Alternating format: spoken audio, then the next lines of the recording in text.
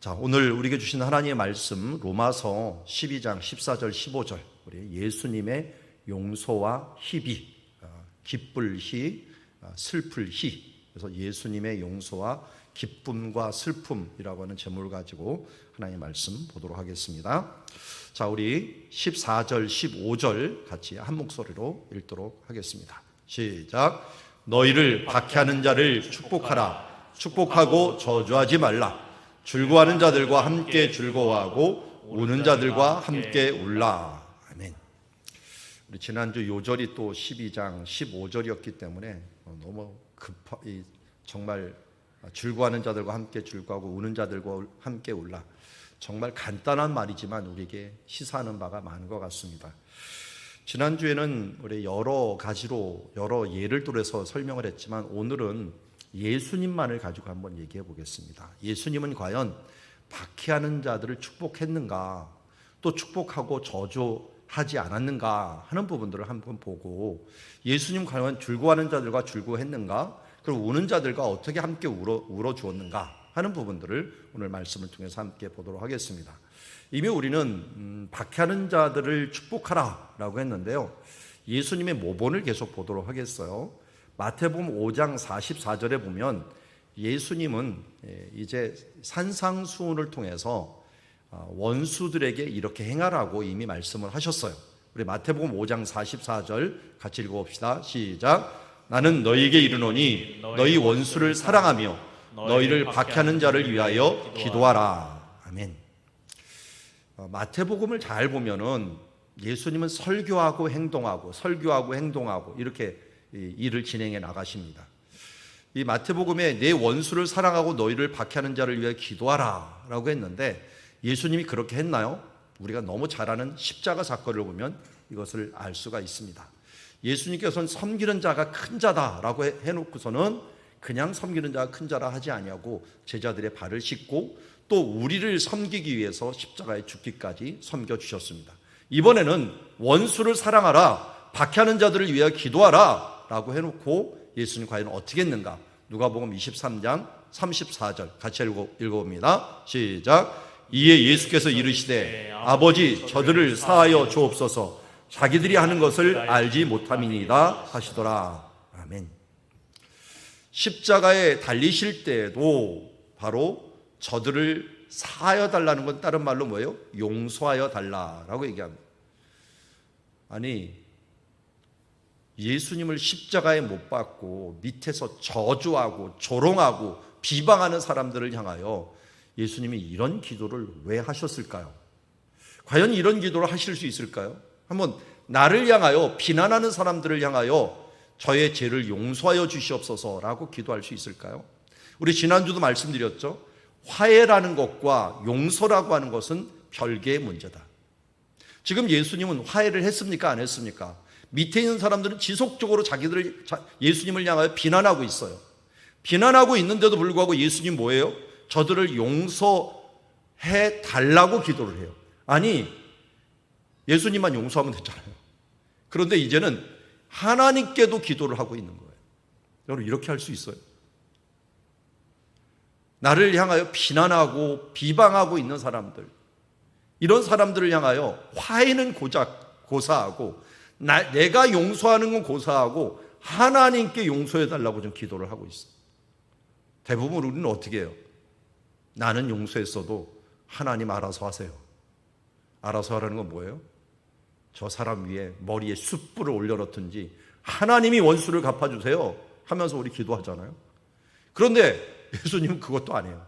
원수를 갚아달라는 게 아니라 저들을 용서해 주세요 라고 기도를 하는 거예요. 그러면서 그들 입장에서 생각하는 거예요. 자기가 하는 일이 뭔지를 모르고 있습니다. 지금 무슨 일을 저지르는지 저 사람이 모르고 있으니 저들을 용서해 주시옵소서라고 기도하는 모습을 보게 됩니다. 이게 바로 예수님의 십자가였다면 우리가 왜 믿음의 주요 온전케 하시는 인 예수를 바라봐야 돼요? 예수님이 하시는 말씀, 이것을 실천하는 것들 쉽지 않습니다. 아니, 원수를 어떻게 사랑하고 박해하는 자들을 위해서 어떻게 기도를 해요? 그런데 십자가 밑에 나가면 어떻게 되는 거예요? 예수님이 하셨어요. 근데 예수님이니까 하지 이렇게 하면 또 골치 아파요. 그런데 요한복음 14장에는 뭐라고 말씀합니까? 너희가 나를 믿으면 왜요? 내가 하는 일을 할 뿐만 아니라 나보다 더 큰 일을 할 것이다. 실제로 어떻게 했어요? 우리가 잘 아는 베드로는 거꾸로 십자가에 못 박혀 돌아갔어요. 그리고 이 베드로는 예수님이 하신 보다 더 큰 회개의 일들을 행하였고, 바울과 같은 사람들은 예수님이 전도했던 것보다 수백 배, 수만 배 넓은 지역들을 다니면서 더 많은 교회를 개척하고 더 많은 사람들을 구원한 것을 보게 됩니다. 그리고 그들을 위해서 또한 기도를 했습니다. 스데반도 이 모습을 본받아서 저들이 죄를 용서하여 주시옵소서, 저들이 하는 일이 무엇인지 모릅니다라고 기도했더니 그 기도를 들었던 사람이 누구예요?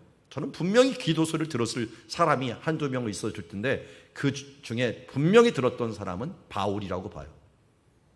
왜냐하면 바울이 들었기 때문에 사도행전에 그 말이 나왔죠. 그 현장에 누가가 없었거든요. 그래서 누가가 누구한테 들었을까요? 사도행전의 저자가 분명히 바울한테 들었을 거예요. 사울이었을 때 바울이 그 스데반이 기도하는 그 소리를 들었을 거란 말이에요. 스데반은 누구를 본받아서 그렇게 한 거예요? 예수님을 본받아서. 예수님을 본받은 스데반은 또한 그렇게 기도했고, 바울도 어떻게 했어요? 루스드라에서 또 돌을 맞을 때 아마 비슷한 기도를 했을 거예요. 그때 옆에서 그것을 보고 있었던 디모데가 예수를 믿게 되었어요. 디모데도 에베소에서 이 폭군들에 의해서 몽둥이에 맞아 죽습니다. 그 옆에 아마 있었을 사람이 폴리갑이라고 하는 디모데의 제자일 겁니다. 폴리갑도 어떻게 했어요?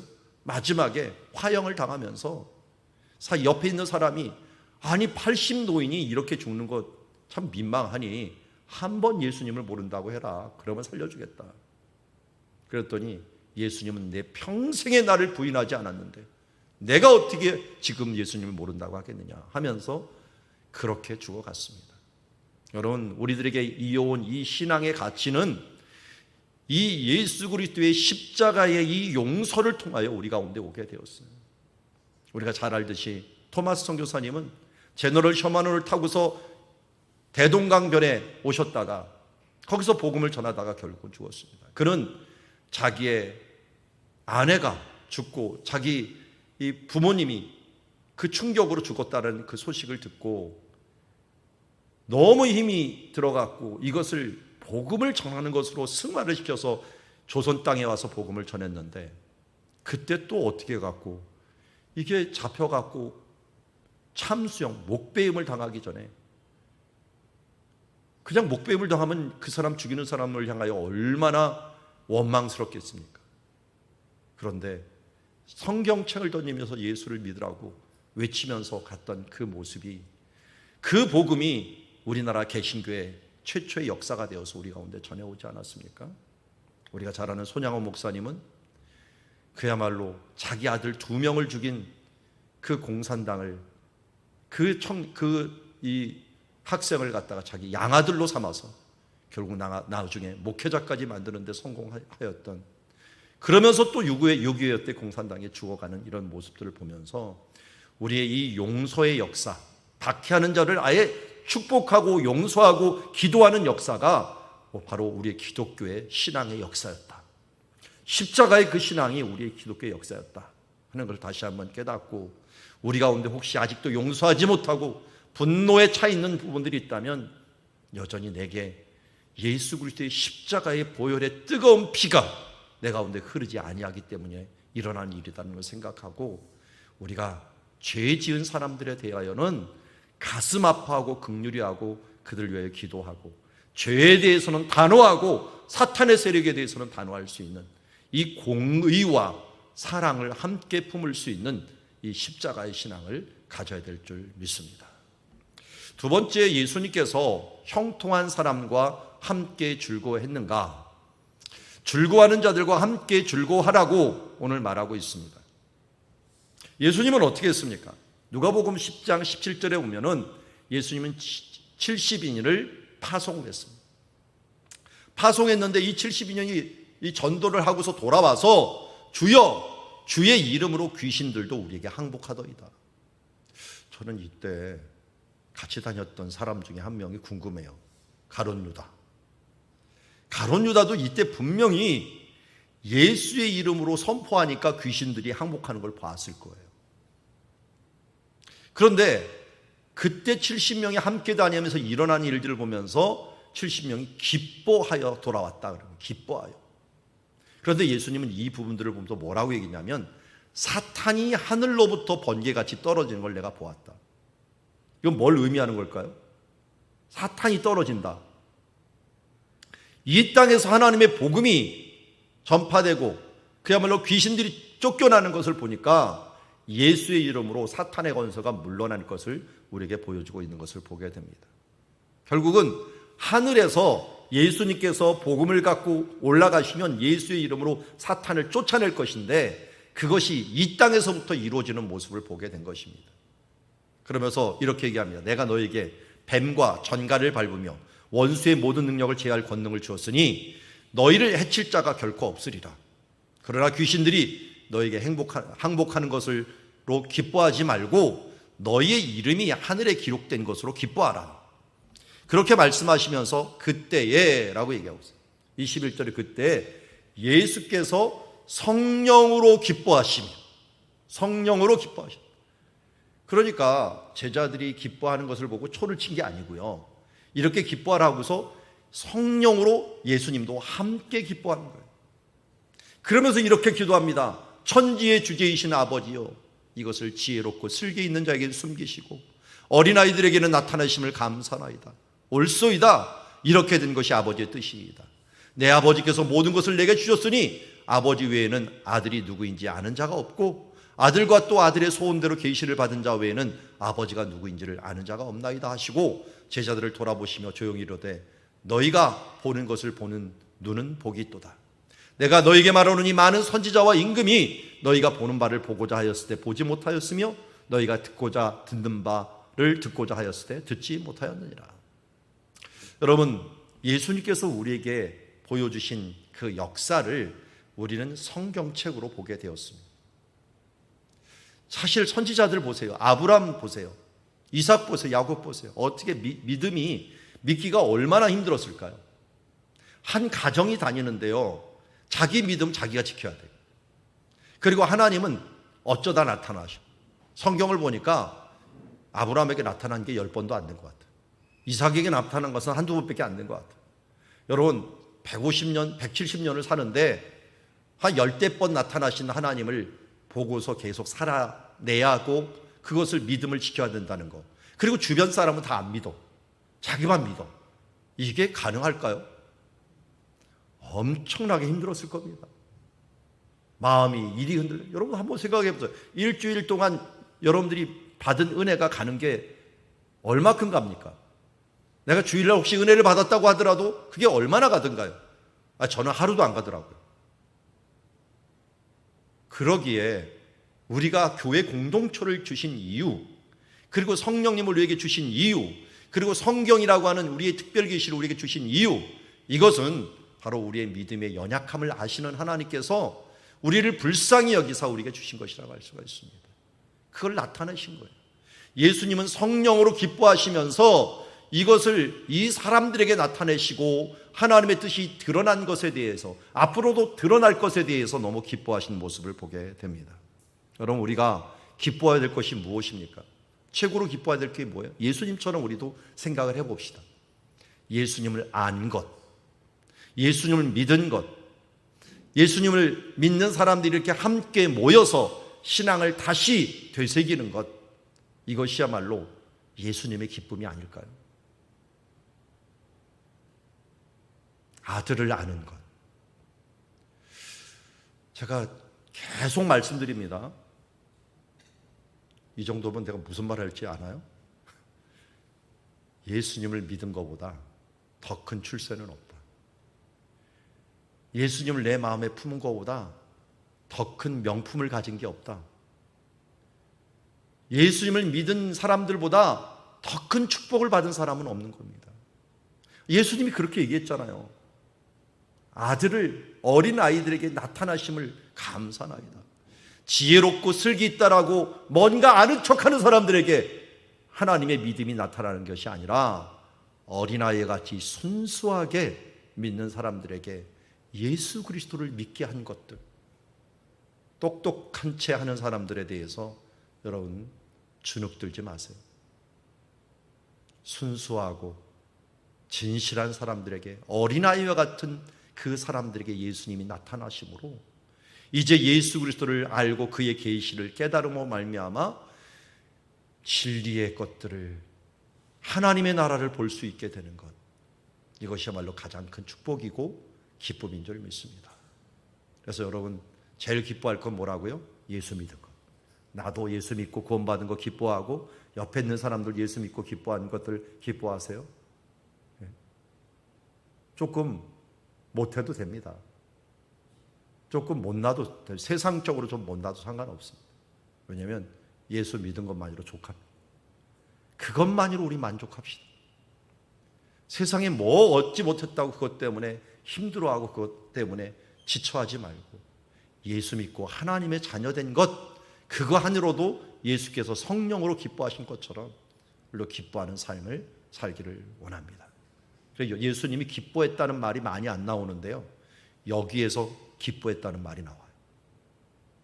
하나님의 능력으로 살아가는 사람들을 보니, 예수의 이름으로 승리하는 사람들을 보니 예수님께서 성령으로 기뻐하셨다라고 했으니, 우리도 영광, 하나님께 영광 돌린다는 게 뭡니까?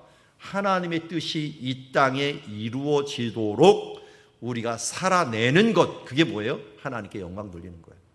부모님을 영화롭게 하는 게 뭐예요? 부모님이 기뻐하는 것들을 내가 행하여 주는 것이 부모님을 영광스럽게 하는 것입니다.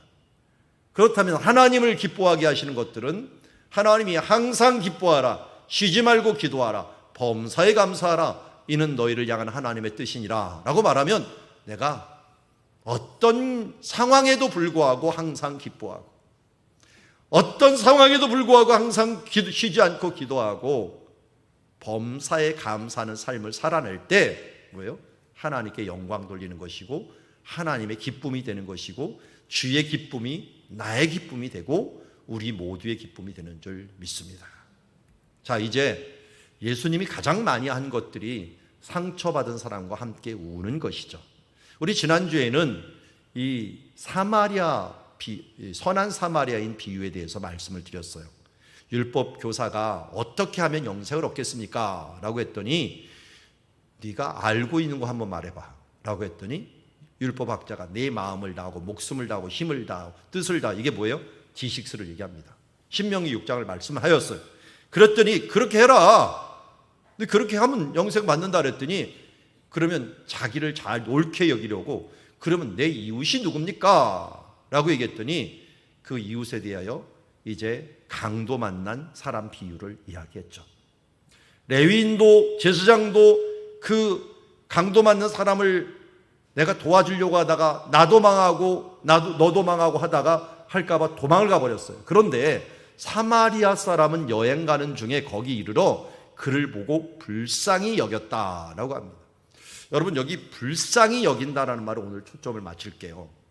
그가 이 사람에게 갈 수 있는 것은 1차적인 것은 예수님이 말씀한 것처럼 내 이웃을 내 몸과 같이 사랑하라 그랬잖아요. 그러니까 그 이웃을 뭐처럼 생각한 거예요? 내 몸처럼 생각한 거예요. 내 몸처럼 생각하니까 버리지 않고 간 거예요. 근데 그 동인이 뭐였느냐? 불쌍히 여김이에요. 이 불쌍히 여김은 예수님 사역에서 굉장히 많이 나옵니다.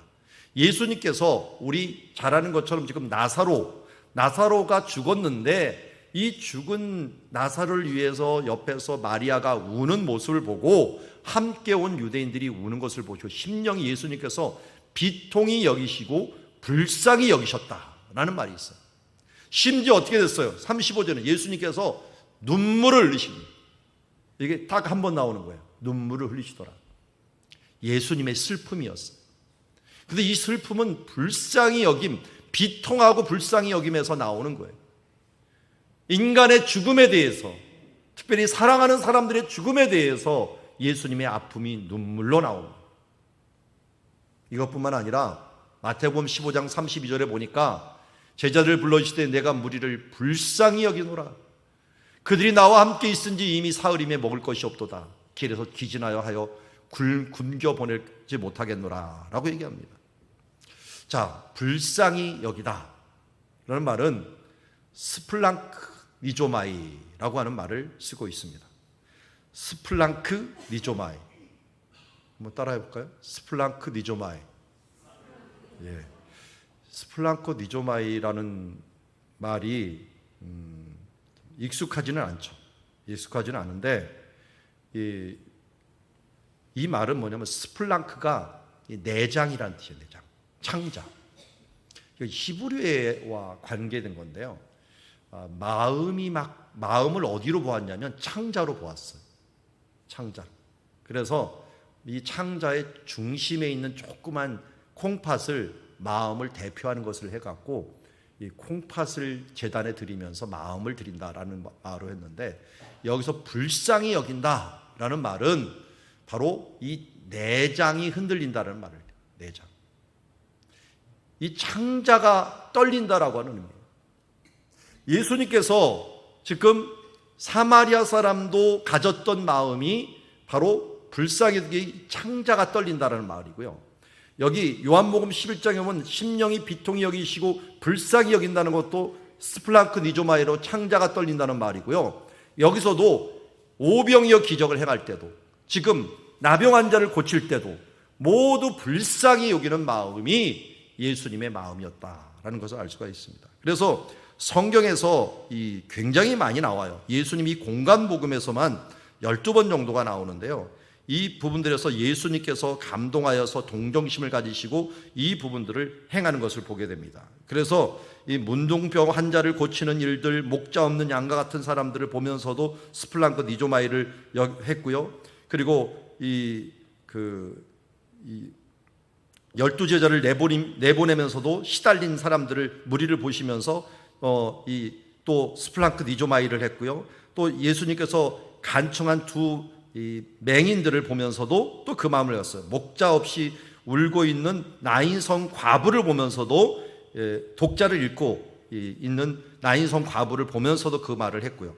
정말 많은 부분들에서 예수님께서는 스플랑크 니조마이라는 말을 하면서 이 다른 말들도 있었어요. 그런데 특별히 이 말을 쓴다는 것은 마음이 너무 동해갖고 어찌할 줄을 모르는 그 마음, 긍휼의 마음이 이 마음에서 떨리는 마음들을 표현하고 있는 것을 보게 됩니다. 이게 바로 상처받은 사람들과 함께 공감하는 예수님의 모습을 봅니다.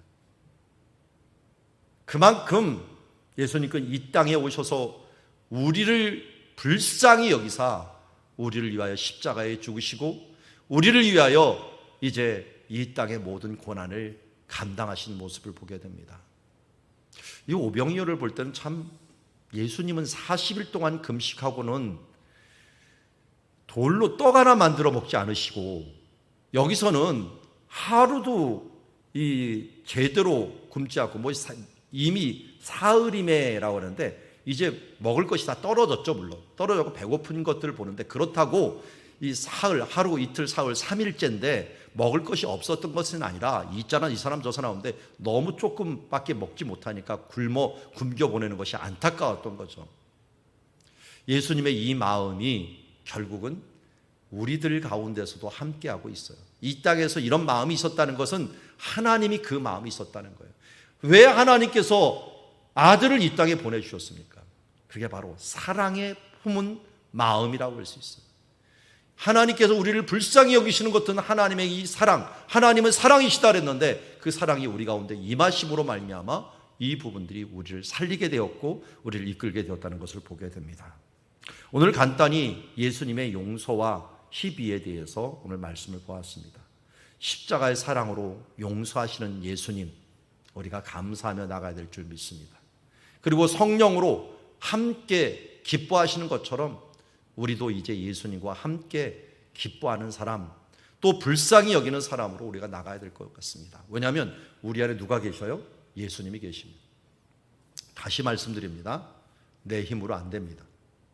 어떻게 나를 박해하는 자를 용서하고 축복합니까? 그들을 위해서 기도합니까? 안 돼요. 내가 하려면 안 됩니다. 누가 해야 돼요? 예수님이 하게 돼요. 예수의 영이 우리 가운데 계십니다. 그래서 기도해야만이 성령 충만하기 때문에 기도해야만이 용서가 가능하고 하나님께 나와야만이 우리가 원수를 축복할 수가 있는 것입니다. 그리고 즐거워하는 사람과 즐거워하는 것도 쉽지 않아요.